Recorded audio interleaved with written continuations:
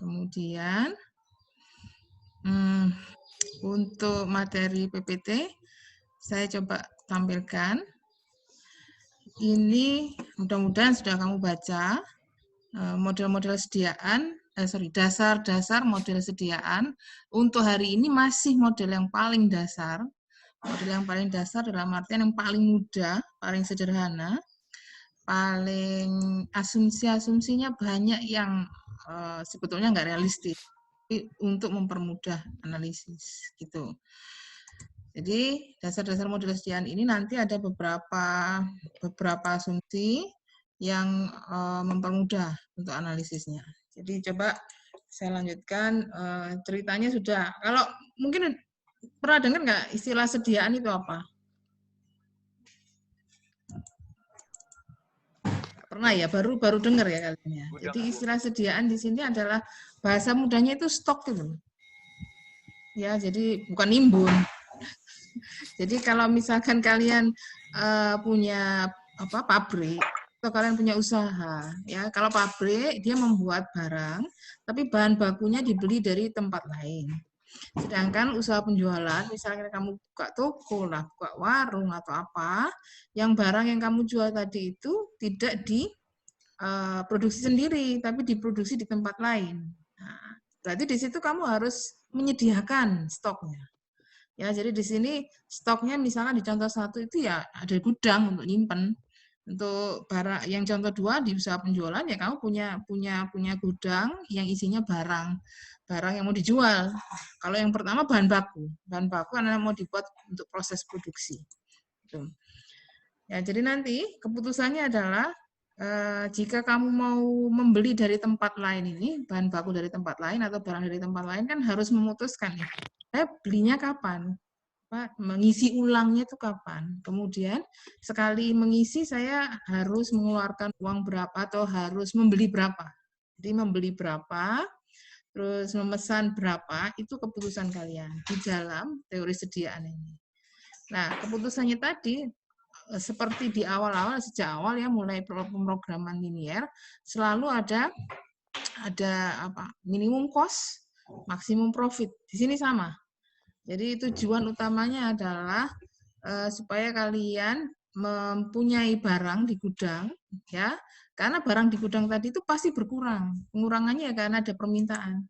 Ada permintaan, ada produksi, pasti berkurang. Nah, di sini ada 2 kemungkinan, sering memesan, sering memesan tapi sedikit-sedikit, atau jarang memesan, sekali pesan langsung banyak, itu juga boleh. Tapi dua-duanya nanti ada skenario biaya. Yang kemungkinan 1, kamu sering pesan ya. Sering pesan ini berarti mahal di biaya pemesanan nanti. Karena sekali pesan kan ada biayanya. Ongkos kirim mungkin, biaya telepon atau apa gitu. Kalau kamu sering pesan, ya kayak kamu kalau pesan makanan lewat driver online itu, ya kan? Ada yang suka ada memanfaatkan paket apa namanya itu, ongkos kirimnya diskon gitu. Nah, di sini kalau terlalu sering memesan, maka mahal di biaya pemesanan. Tapi murah dinyimpen karena kan sedikit. Ya, sedikit disimpan, sedikit-sedikit nyimpennya nggak mahal. Tapi kalau kamu melakukan yang nomor 2, ya memesannya jarang, murah di biaya pemesanan. Tapi yang disimpan harus banyak. Kalau nyimpannya banyak, mahal nanti biaya. Di sini tolong diganti istilah ini mahal di biaya penyimpanan. Ini saya ganti deh. Di sini bukan murah di biaya penyimpanan, tapi mahal di biaya penyimpanan. Jadi 2 istilah itu saling trade off ya. Ada dua kemungkinan, masing-masing berat di satu sisi, murah di satu sisi yang lain. Nah, nanti tujuannya di sini adalah agar imbang. Supaya imbang dan nanti jatuhnya minimum cost. Jadi keputusannya adalah mau pesan berapa kali, supaya biayanya murah, sekali pesan berapa. Itu ya putusannya. Nanti di contoh di belakang ada, silahkan nanti bisa kamu, tadi sudah kamu mudah-mudahan sempat kamu lihat, ini akan saya tunjukkan. Komponennya ada beberapa, ada ordering cost, namanya K.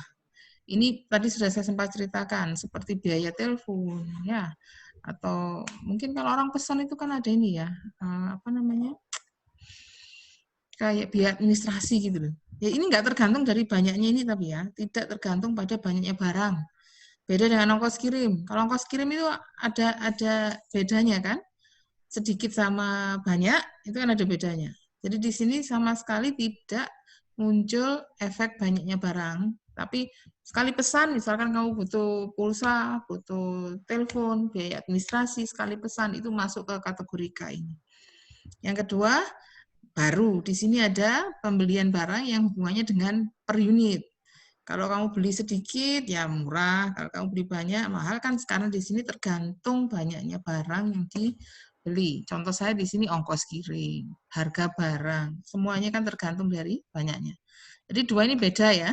Ini akibat pemesan tapi nggak tergantung pada banyaknya barang. Sedikit banyak biayanya sama. Kalau yang ini sedikit banyak biayanya berbeda. Ya, silakan ya kalau kalian punya usaha itu harus bisa mendefinisikan masuk yang mana itu biaya pemesanan atau yang biaya pembelian. Kemudian yang menyimpan. Nah, kalau nyimpan ini kadang-kadang lupa nggak diukur ya oleh pengusaha, karena pengusaha kadang-kadang ya jalan gitu aja. Nah, padahal di sini ini misalnya contoh, kalau kamu punya barang yang nggak tahan lama, itu kan kamu taruh di freezer gitu misalkan. Gitu, kalau misalkan kamu buka usaha makanan, produk bahan mentahnya beli dari tempat lain, dan di situ bahan mentah yang kamu beli karena makanan kan harus disimpan di tempat yang supaya nggak rusak, nggak cepat rusak. Contohnya di lemari es, lemari pendingin, freezer gitu ya. Nah di situ pasti muncul ini bayar listrik. Nah, pasti muncul biaya cleaning service ya untuk membersihkan, bayar asisten untuk membersihkan dan lain-lain, sewa gudang ya. Di sini biayanya ini harus diperhitungkan, namanya holding cost ya. Tapi holding cost di sini ngitungnya per barang per tahun. Jadi tergantung banyaknya dan tergantung lamanya. Ya.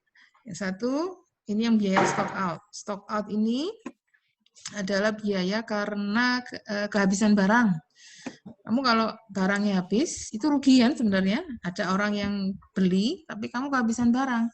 Itu rugi sebenarnya. Nah, ruginya ini sekarang tinggal ada orang yang nggak mau menghargai kerugiannya, ya, salah sendiri di situ. Kalau kamu jadi pengusaha, rugi itu ya harus dihitung. Kan ada untung, ada rugi, semuanya harus masuk ke perhitungan. Di sini kalau kamu kehilangan pelanggan, contoh mudahnya saja, kehilangan pelanggan itu biasanya, kehabisan barang, itu biasanya ada polisi yang menyatakan barangnya saya kirim nanti ya setelah saya pesan lagi gitu misalkan. Nah, itu kamu ngirimkan kan akhirnya. Jadi misalkan kamu ke saya sekarang barangnya habis, tapi saya janjikan istilahnya back order itu nanti. Jadi saya janjikan saya mau pesan di tempat lain datangnya masih besok. Nggak apa-apa ya besok. Misalkan saya bilang janjikan begitu, dia pasti minta loh. Kalau besok berarti gimana? Apa dikirim ke rumah saya? Saya bilang oke, saya kirim ya nanti barangnya ke rumah Anda. Berarti di situ saya apa? Keluar biaya tambahan toh. Jadi tidak hanya membuka toko, tapi saya juga harus mengirimkan ke pelanggan tadi yang telat barangnya nggak ada tadi. Ya, jadi di situ rugi sebenarnya saya karena harus keluar ongkos tambahan. Nah, di sini kerugiannya harus dihitung. Istilahnya stock out cost. Jadi kalau kehabisan barang itu rugi sebenarnya. Makanya sebenarnya nggak boleh terjadi. Ya, kalau yang economic order quantity dasar itu nantinya ada beberapa yang diasumsikan supaya mudah. Salah satunya nanti nggak ada stock out gitu. Ya nggak usah sampai kehabisan nggak apa-apa. Di sini contohnya demand. Demand ini di sini istilahnya adalah banyaknya barang yang dibutuhkan, yang diminta setiap unit waktu. Ya, unit waktunya tahun, jangan lupa di sini. Perkara nanti mau kamu persingkat, Bu, nggak mau tahun gimana? Sesuaikan aja. Jadi kalau demand-nya 365 per tahun, berarti kan 1 per hari kan gitu. Ya, jadi kalau misalkan kamu buka usaha, demand-nya 365 dalam 1 tahun. Berarti dalam 1 hari kan 1 istilahnya. Jadi di sini proporsional aja. Kalau 1 hanya tahun, berarti nanti misalkan ingin kamu buat yang lebih kecil ya nggak apa-apa. Tapi ingat di contoh saya yang kali ini masih deterministik. Jadi ini contoh saya atau kasus yang saya jelaskan sekarang. Ini demand sifatnya masih deterministik karena ini paling mudah. Kasus yang paling mudah ini deterministik ini. Deterministik itu artinya tetap. Kalau kita bilang sehari ada satu permintaan, ya tiap hari satu permintaan. Kalau misalkan hari ini satu, besok dua, besoknya 5, berarti tidak lagi berlaku sifat deterministik. Kalau deterministik itu sama terus tiap hari. Oke, yang seperti tadi saya ceritakan ada fluktuasinya, itu nanti kasus berikutnya demand probabilistik, masih materi selanjutnya itu. Jadi demand ada dua, deterministik dan probabilistik. Ya, kalau yang probabilistik nanti sudah pakai peluang nanti. Ya, kalau sekarang masih pakai yang deterministik. Terus biaya pemesanannya tetap nggak ganti-ganti. Ya, misalkan biaya administrasinya 1.000 ya 1.000 terus. Besok pesan ya tetap 1.000, nggak naik turun. Kemudian yang paling aneh ini kan, tidak ada selang waktu antara pemesanan sampai barang datang. Nah, itu kan nggak masuk akal sebenarnya.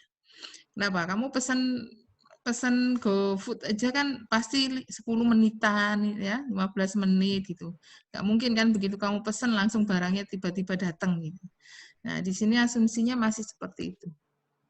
Ada lead time sama dengan 0 yang berarti bahwa ketika kamu telepon pesan saat itu juga segera barangnya datang. Ya, ini kenapa dibuat 0? Karena yang paling gampang, ya, yang paling mudah.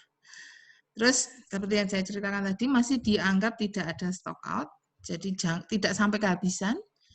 Begitu habis masih bisa segera pesan lagi supaya tidak sampai ada pelanggan yang kehabisan. Di stock out ini akhirnya keputusannya harus gitu nanti. Jadi jangan lama-lama nunggu barang kosongnya, harus segera diisi, barangnya segera diisi. Terus ada biaya simpan, nanti kalau misalkan ada sebanyak I-unit disimpan selama T tahun, biaya simpan itu nanti harus dikalikan dengan banyak lamanya waktu dan banyaknya yang disimpan. I itu banyak yang disimpan, T itu lamanya waktu, H itu biayanya. Ya, jadi tergantung dari banyaknya dan lamanya.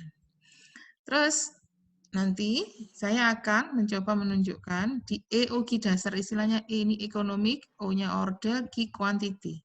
Economic order quantity. Economic order itu pemesanan. Economic itu yang ekonomis. Jadi banyaknya pemesanan yang ekonomis, ya, yaitu tadi konsepnya banyaknya pemesanan yang biayanya paling murah.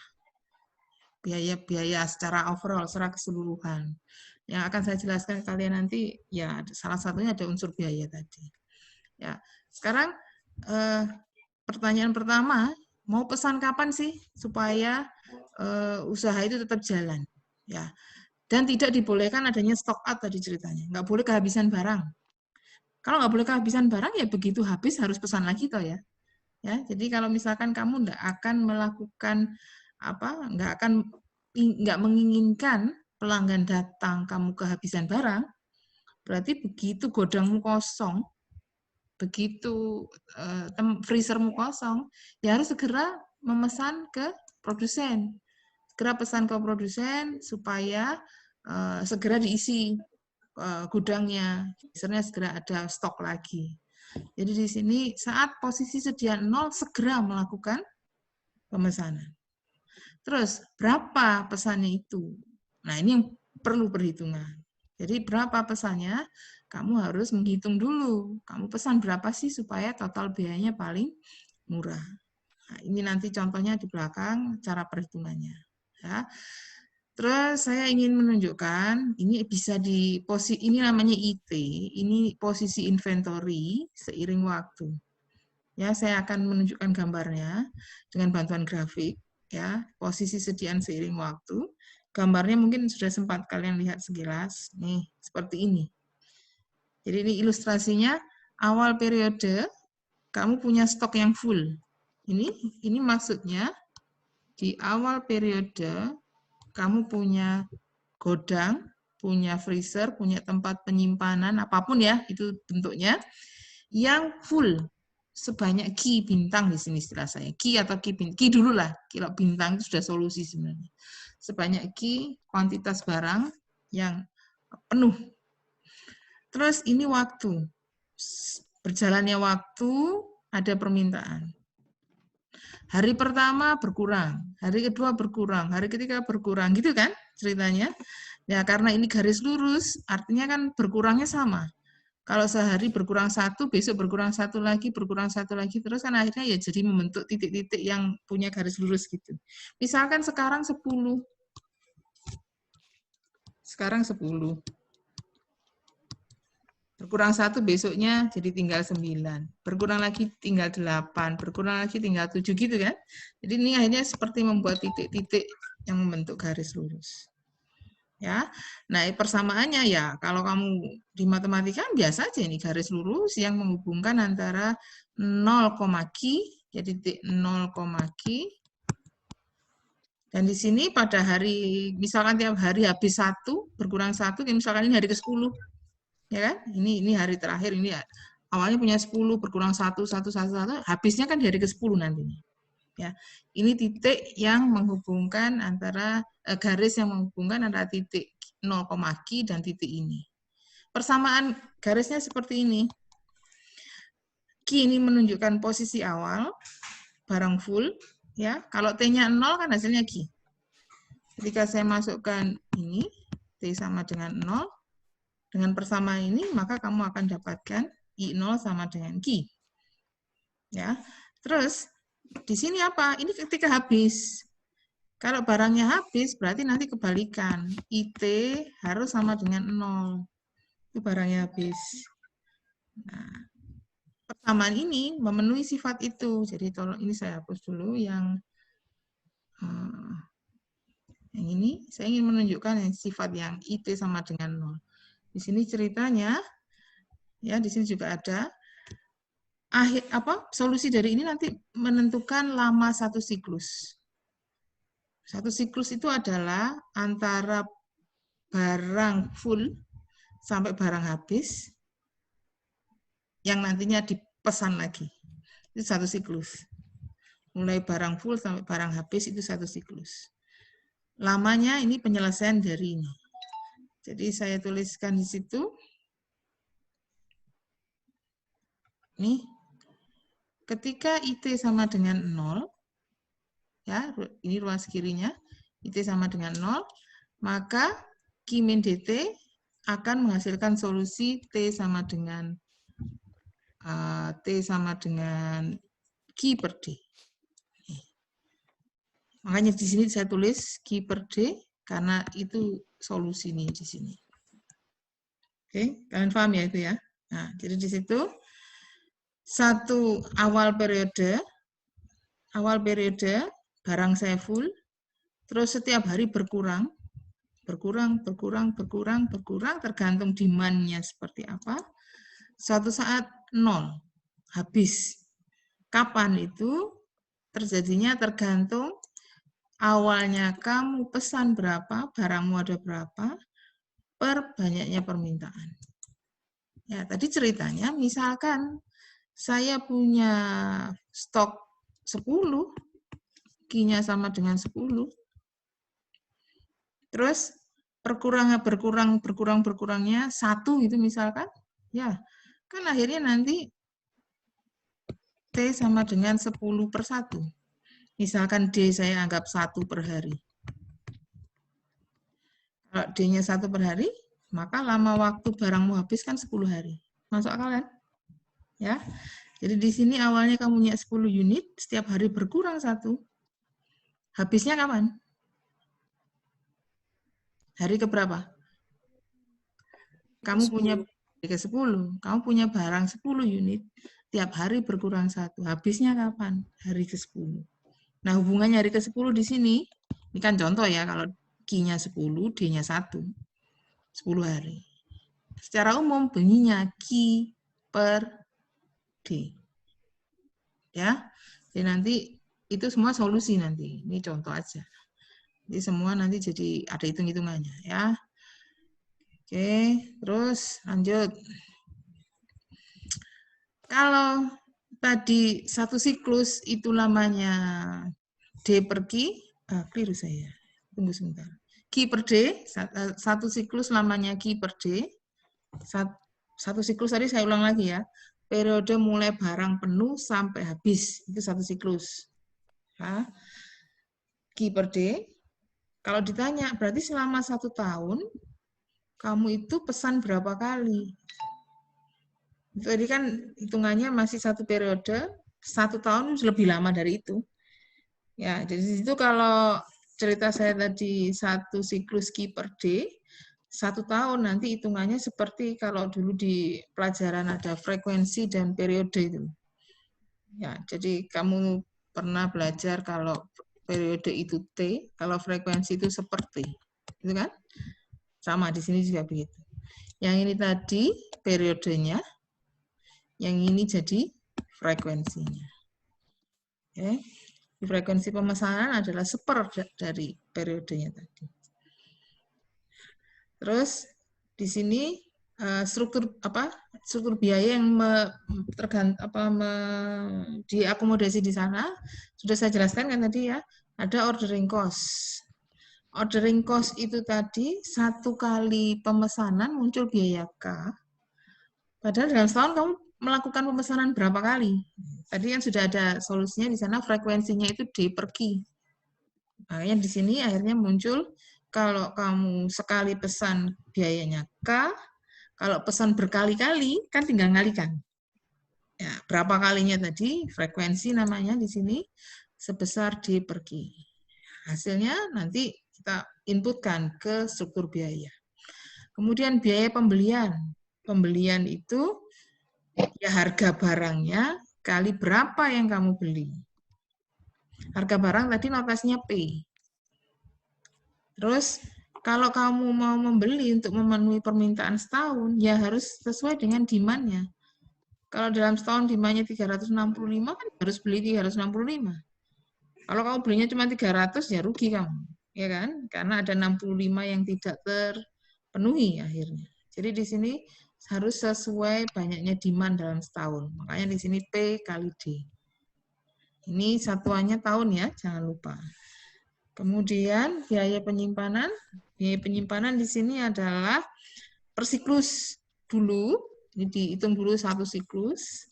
Nanti baru dikalikan dengan dalam satu tahun ada berapa siklus. Ini bunyinya sama dengan frekuensi. Jadi kalau kamu bilang ini jumlah siklus per tahun itu sama dengan frekuensi. Sekarang biaya penyimpanan 1 siklus. Saya lihat ya, saya tunjukkan ya gambar ini. Dalam 1 siklus itu kan ini. Ya, suatu saat ada di posisi Q paling tinggi. Suatu saat ada di posisi, ini berapa ini? Barangnya berapa di titik ini? Kalau contoh saya tadi, di titik awal ini saya pesan 10. Berarti kan di titik awal ini full ada 10 barang. Ada 10 barang. Terus habis itu berkurang. Di sini berapa barangnya? 0. Betul, 0. Jadi ada 2 titik. Titik yang pertama, Q-nya 10. Titik yang kedua, titiknya 0. Ini Q1, ini Q2. Di Q1 full, di Q2 habis barangnya. Lihat sendiri di situ.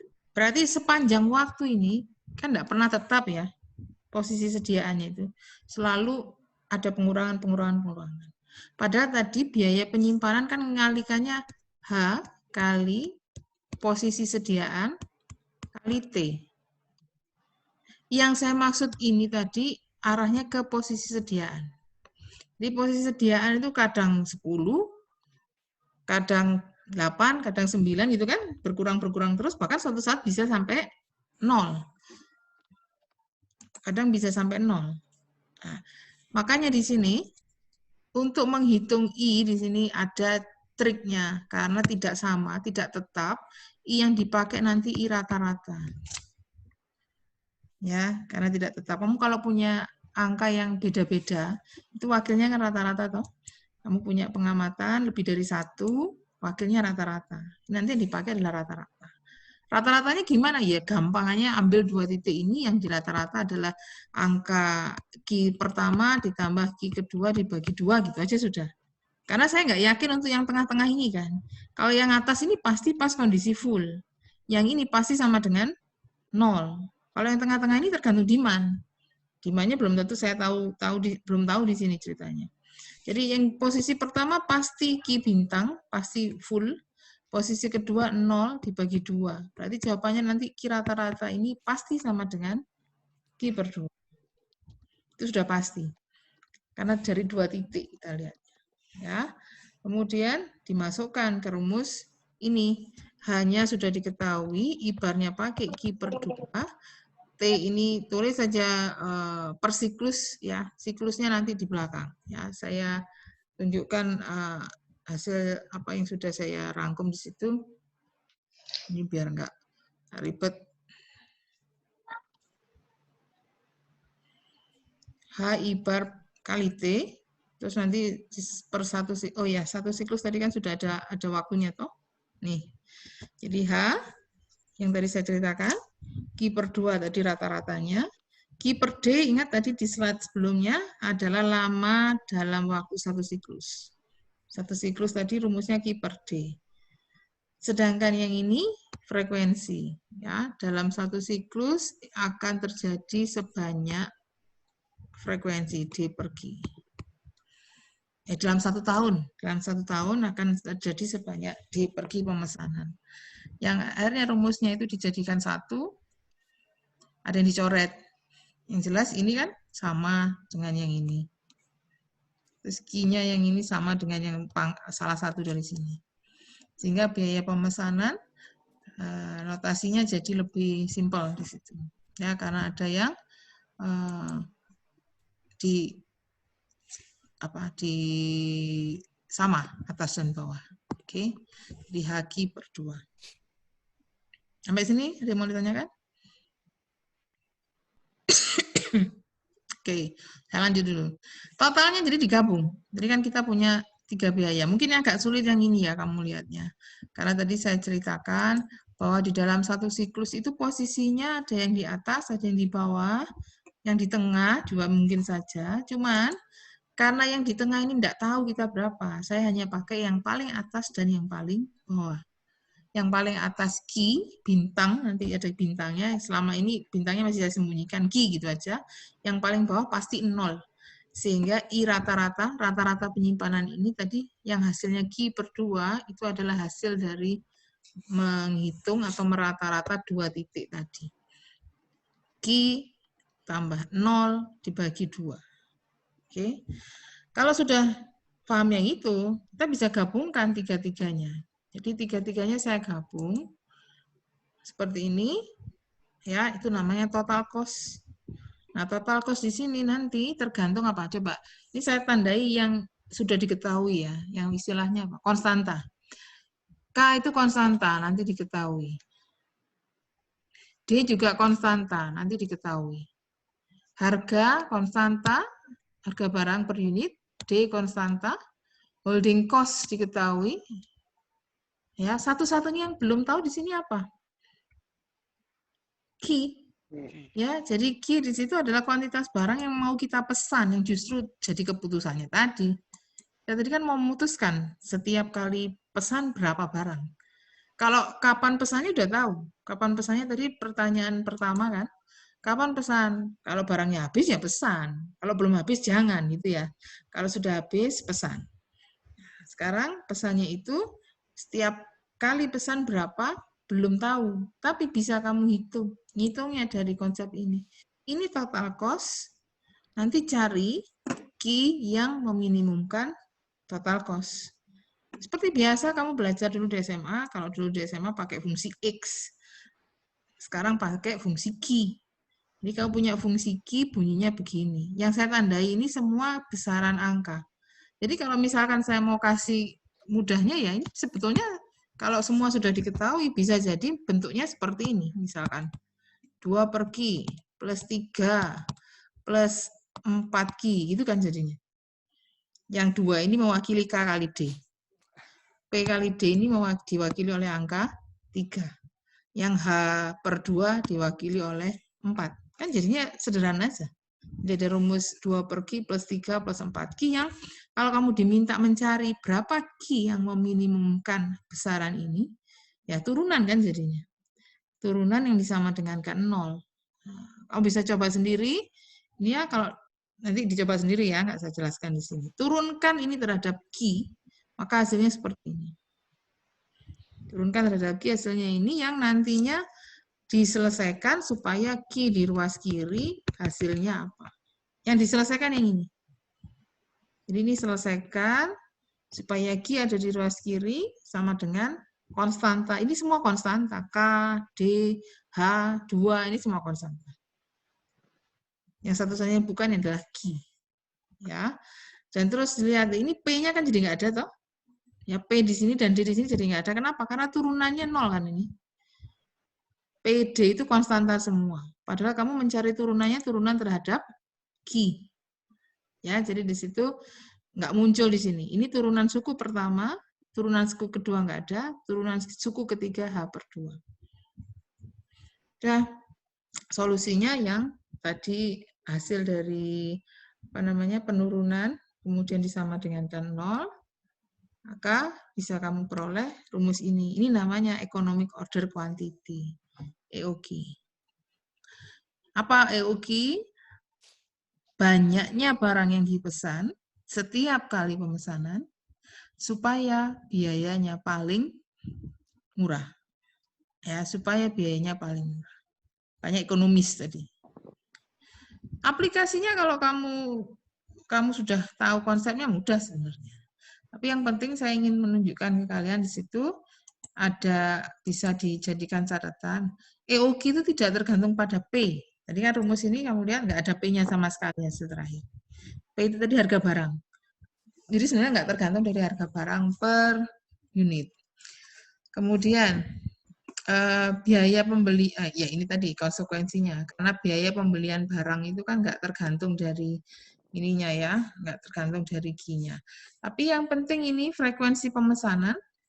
Kalau frekuensi pemesanan tadi rumusnya sudah kamu tuliskan D per Q, sekarang kalau sudah diketemukan solusi bagi Q yang meminimumkan biaya, rumusnya langsung diganti Q bintang ya. Jadi Q-nya kan belum tahu sebenarnya. Kalau sudah tahu ya langsung diganti Q bintang. Terus ada istilah, ini logikakan aja sendiri. Kalau kamu punya biaya pemesanan K, ya naik. Kalau biaya pemesanannya naik, kamu pesannya sering-sering apa jadi lebih jarang? Sekali pesan lah mahal sekarang. Jarang. Jarang. Maka kalau pesannya jarang, berarti sekali pesan harus banyak-banyak gitu, harus diperbanyak. Ya, jadi di situ sudah saya rangkumkan.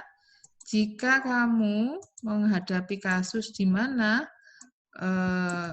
biaya pemesanan naik, maka jarang-jarang memesan, tapi sekali pesan langsung banyak. Sebaliknya nanti, ya. Di sini satu lagi biaya penyimpanan. Kalau biaya penyimpanannya yang naik, gimana? Kebalikannya di situ. Kalau nyimpen mahal, berarti kamu jangan terlalu banyak menyimpan. Ya, kalau menyimpannya sedikit-sedikit, konsekuensinya apa? Kan demand-nya tetap. Ya, demand-nya tetap, padahal kamu pesannya nyimpannya dikit-dikit, berarti kan harus sering melakukan pemesanan. Ya. Jadi nantinya kalau misalkan sampai K-nya dan hanya sama-sama naik, ya jadinya tetap. Karena nanti dari hubungan yang rumus yang tadi ya, jadi ini ceritanya kamu nanti masukkan EOQ dengan rumus yang tadi, kalau kan 2KD per H. Kalau misalkan ini kasusnya pertama, ini kasih indeks 1. Kasus yang kedua nanti K2, 2 kali K1.